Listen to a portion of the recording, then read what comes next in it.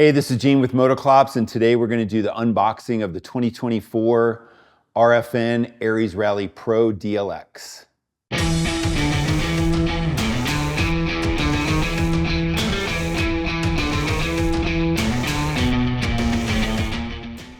All right, so we're now going to put the side flares on, and in order to do that, we need to take the battery out.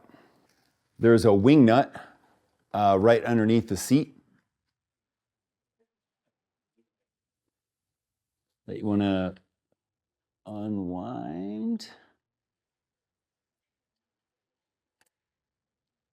right there. This is also a great opportunity if you are going to be PDIing the bike at the same time. Go ahead and remove its hairnet and just tilt the seat up against the handlebars.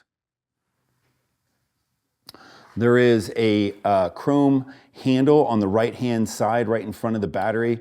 You want to release it, and that helps lift that.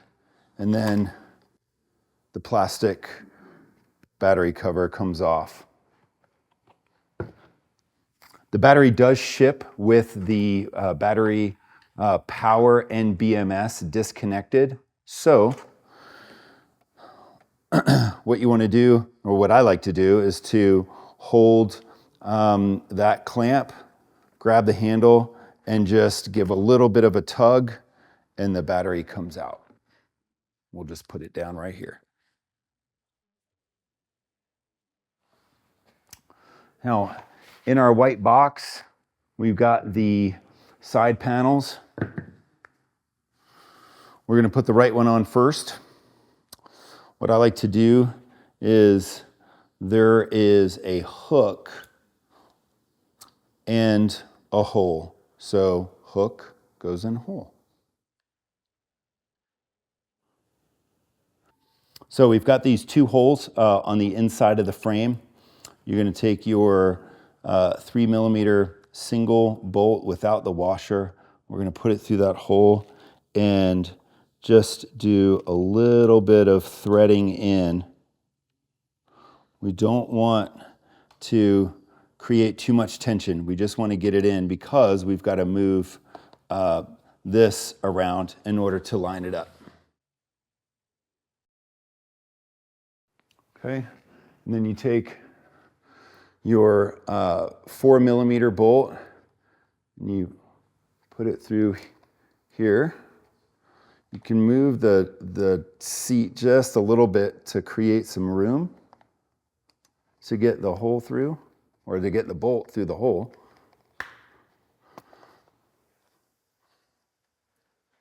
Sometimes it will restrict, the seat can restrict the fairing. So one of the neat things about the RFN is that the seat can come completely off. So these pins pull out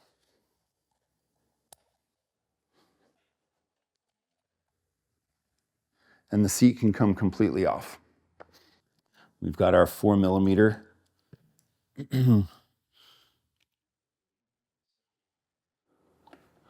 We can line up the holes a wee bit better. And then we've got our nut right here.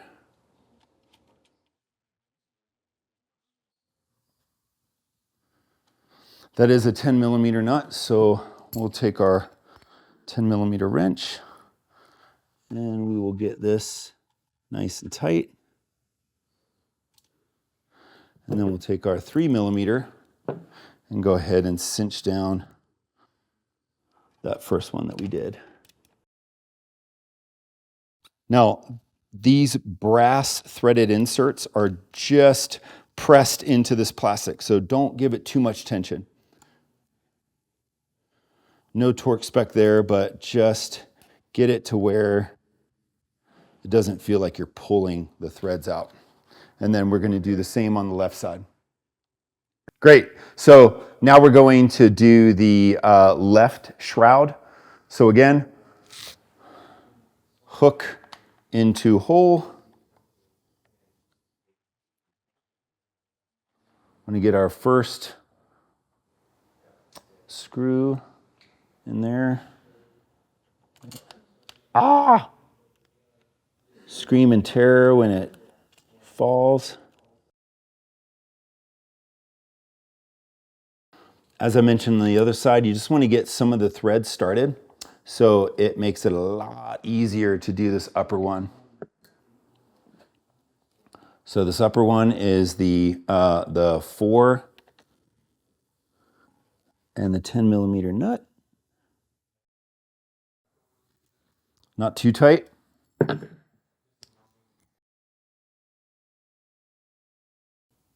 Bam. All right. So let's get the battery back in and test it out, see if it runs. Sometimes the rear brake cable can get in the way of the battery.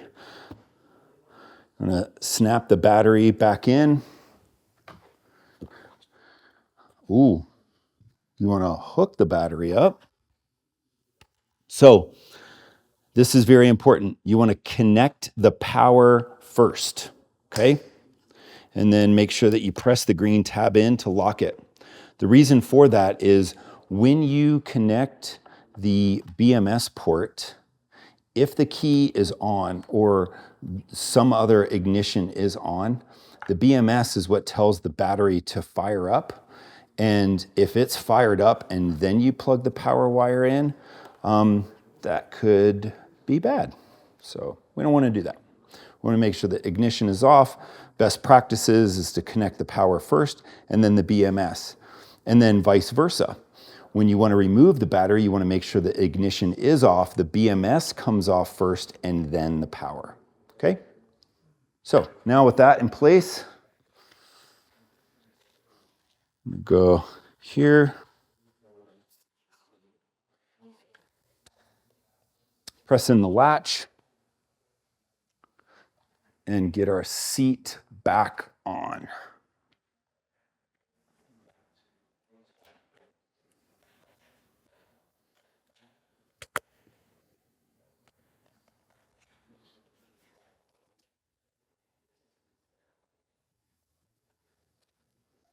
Let me get the holes lined up here.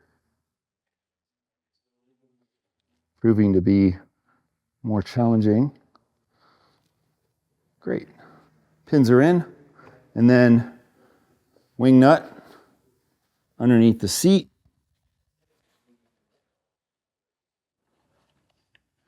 And get that nice and tight.